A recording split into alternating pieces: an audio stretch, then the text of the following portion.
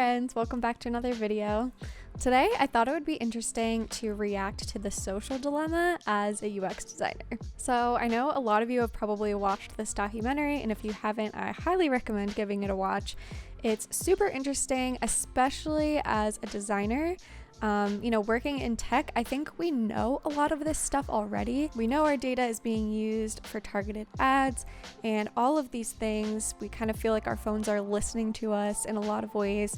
And that all kind of seems normal to us at this point. But I think what the documentary did was it gave us sort of what are the implications of all of these things? Where are all of these things kind of pushing us? Is it in a positive direction or maybe not quite so positive?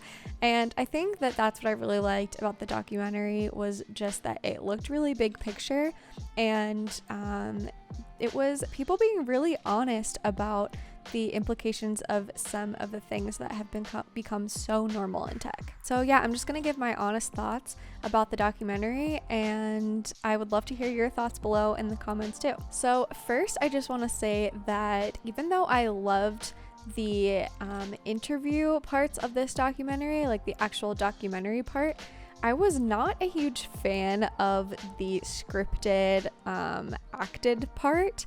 I thought that it was kind of manipulative in itself. It clearly was created to make us feel like the algorithm is something like human and malicious, which isn't necessarily true, as you kind of hear within the interviews. So I think I definitely could have done without that portion of it.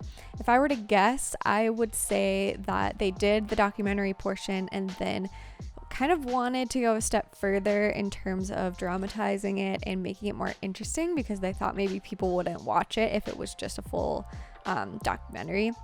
So I'm guessing that's why they did it, just to sort of get a little bit more attention and interest with it. But yeah, I definitely could have done without that. I feel like I am someone who kind of just wants the facts, the non-biased version of what's happening.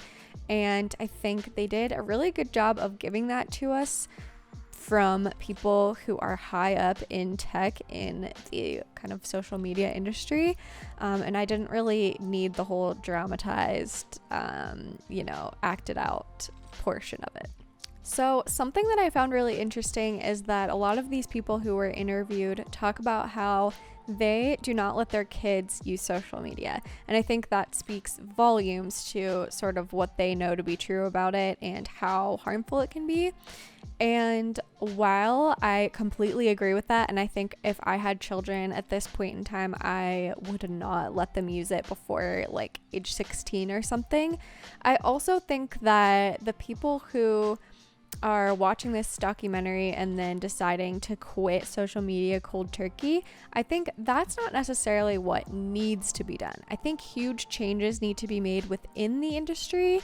And yes, I think we as users can also take some of that into our own hands by setting limits and things like that. But my personal opinion is that after watching this documentary, I don't feel like I want to delete all of my social media. So I'll just share what I decided to do instead, in order to kind of make the relationship between me and my phone a little bit healthier.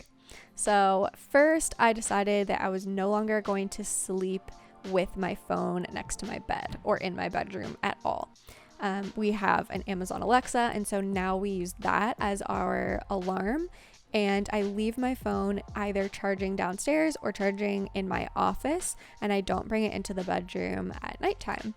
And for me, that has been huge because I felt like I was extremely addicted to checking my phone at night and in the morning. That is when it happened the most because I wasn't busy with other things, and those were times when I needed to occupy my brain with something, and I always chose social media to do that. And I think that was really harmful for me, and I for months have known I wanted to stop, but literally haven't been able to. I was so addicted that I didn't have the strength to wake up in the morning, turn off my alarm, and ignore my phone. I had to look at my phone the second I turned off my alarm, And sometimes that would last for over 30 minutes and up to an hour before I even got out of bed. But now that I'm sleeping with my phone outside my room, I will kind of like snooze the alarm or whatever, lay there for a while, and then get up within 10 or 15 minutes of actually waking up, and I just start my day. Sometimes I walk right past my phone and just go make breakfast. And even if I do look at my phone during breakfast, it's a lot better than mindlessly scrolling the second that I wake up in the morning. The next thing I did was set limits on my Instagram, because that is the account that I spend the most time on social media wise. So I set a limit for, I believe, an hour every single day. And I don't know, that might seem like a lot for some people, but I do use Instagram a good bit and I need to start somewhere. So far, to be honest, I haven't fully, obeyed my timer. I have definitely snoozed it and continued using the app. But that is something that I'm trying to be better with, is just setting limits and actually sticking to them. And the last thing that I decided to do was on the weekends, just make a conscious effort to do things outside without my phone. So if I'm going on a hike or a walk, especially if it's in the trails right next to my house, then I'll leave my phone at home. I won't do podcasts or call someone or anything like that. And I'll just try to leave it and either talk to my boyfriend who I'm walking with, or just look around, think, and take in the world around me. Because a lot of times I would take my phone everywhere with me, and if I wasn't super comfortable just listening to my own thoughts, then I would put on a podcast or something to distract me. And I think it's healthy to limit that sometimes. And not that podcasts are bad, I absolutely love listening to podcasts, but having some intentional time without my phone at all is really important for me personally. Okay, so now back into the documentary itself, I want to talk about some of the things that hit me the hardest and that I thought were the most interesting. So the number one thing that stuck with me was the quote that I believe it was Tristan Harris had about tools. And so I think that this is something that a lot of us do, is we think of our phones as tools. We think of social media as a tool, which it is to an extent, but it's so much more complicated than that. A tool actually is something that we pick up, use to accomplish a certain specific goal, and then we put it down and walk away from it. It doesn't vibrate or try to get our attention or manipulate us in any way. It just sits there, and we can choose when we go and pick it up.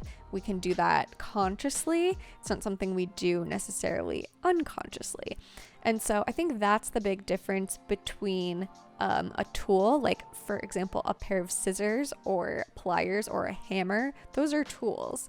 We don't really get addicted to those tools, but something like social media is very addictive, so we can't say it's just a tool. It's much more than that. And so what they're really illustrating in the documentary is the difference between a tool-based economy and a manipulation-based economy and business model. And so whenever there's a business model that is purely run off of attention and manipulation, that's when we get into trouble, which is where we're at with many of our social media products right now. And going off of that, I thought it was interesting that basically what a lot of these people were proposing is more rules and regulations. So right now, as I said, we're operating off of an attention extraction model as opposed to a value-based model. So what we really need is either rules, which in itself can be a little bit scary because who is going to be making these rules?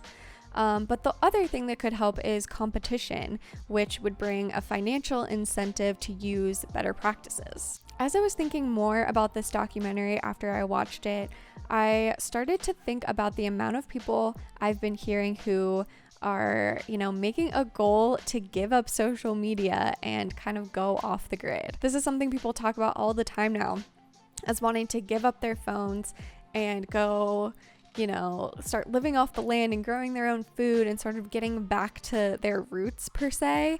And I just think it's really interesting because social media is kind of driving people away as much as it's pulling them in. And I don't have any data to back this up, but I have seen it a lot. I'll put a tweet up on the screen just as an example. And I just think it's really interesting that people are feeling this way. And I think so many people feel this way. There's such a love-hate relationship with social media. I know I feel that all of the time.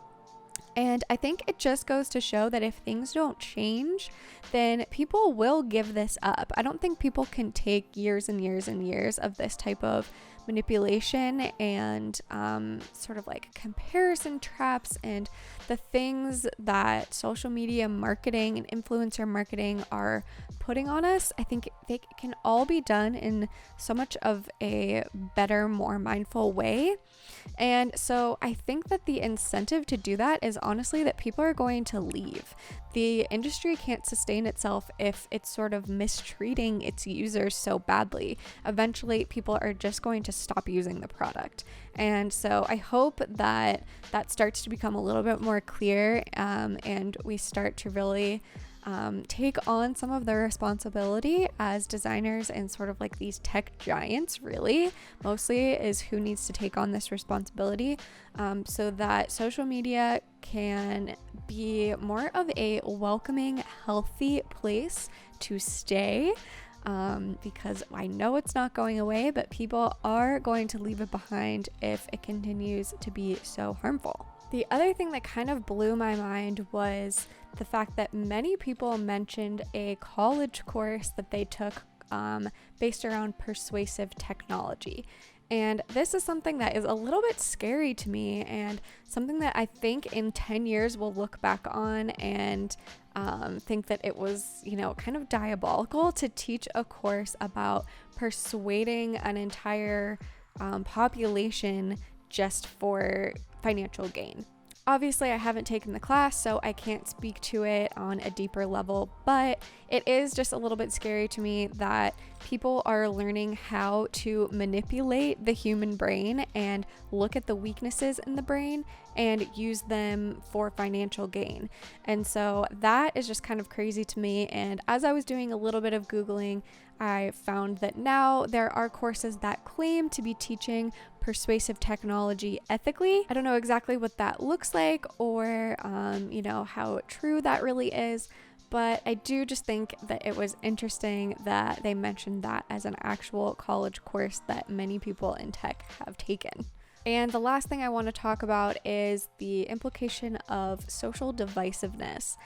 I think this was by far the most terrifying piece of the documentary, was when they were talking about political and social change and things like this, where basically the algorithm shows people more of what confirms what they already believe.